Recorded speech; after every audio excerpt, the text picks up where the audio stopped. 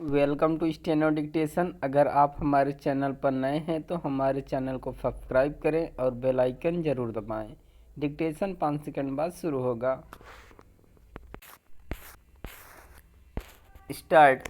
राष्ट्रीय जांच एजेंसी की ओर से बिहार के मोतिहारी से प्रतिबंधित पॉपुलर फ्रंट ऑफ इंडिया यानी पीएफआई के सदस्यों की गिरफ्तारी यही बताती है कि इस संगठन के लोग चैन से नहीं बैठे हैं और पाबंदी का उन पर वैसा असर नहीं पड़ा जैसा अपेक्षित था।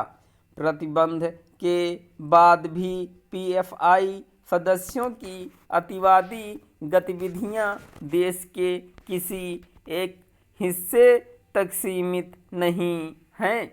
इसका पता मध्य प्रदेश के श्योपुर से इस संगठन के फरार चल रहे एक पदाधिकारी की गिरफ्तारी से चलता है।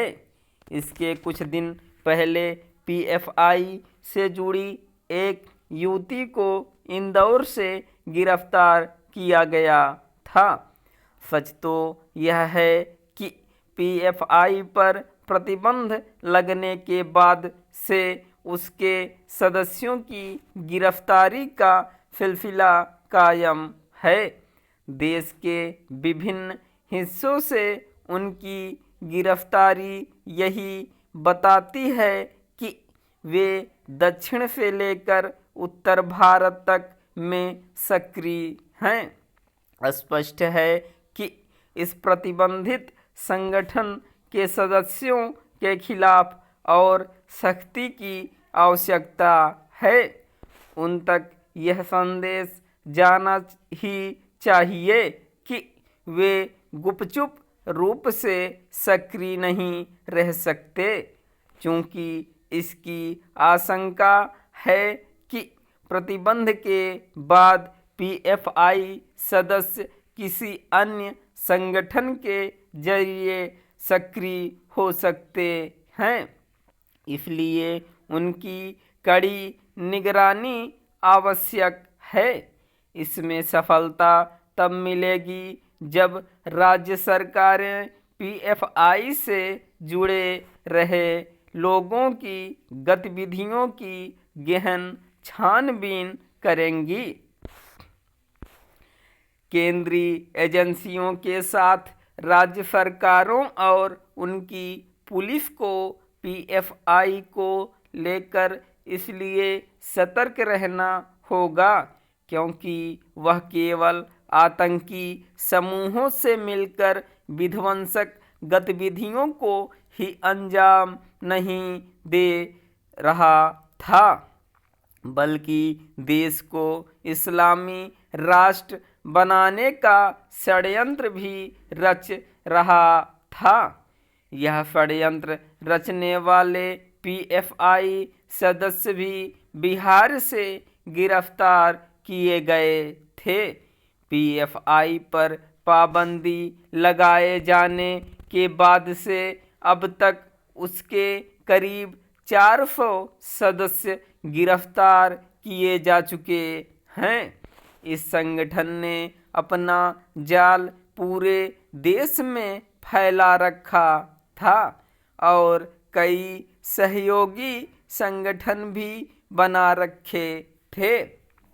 इस पर भरोसा नहीं किया जा सकता कि पीएफआई और उसके सहयोगी संगठनों के सदस्य प्रतिबंध लगने के बाद चुपचाप बैठ गए होंगे। अंदेशा यही है कि वे अन्य अतिवादी संगठनों से जाकर मिल गए होंगे।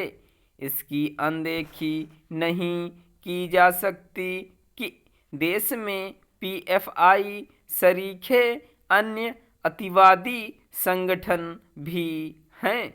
उनकी साठगांठ दूसरे देशों के अतिवादी और आतंकी संगठनों से है। इनमें से कुछ संगठन बांग्लादेश आधारित हैं। उनके गुर्गे बंगाल के रास्ते भारत में घुसपैठ भी करते रहते हैं।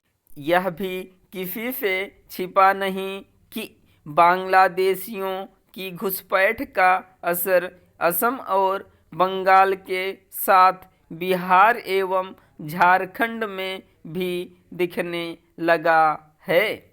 इन राज्यों को इसलिए अतिरिक्त सजगता दिखानी होगी क्योंकि बांग्लादेश से आतंकी तत्व भी घुसपैठ कर रहे हैं और पीएफआई सरीखे प्रतिबंधित संगठनों के सदस्यों से मिलकर तरह तरह के षड्यंत्र रच रहे हैं। स्टॉप।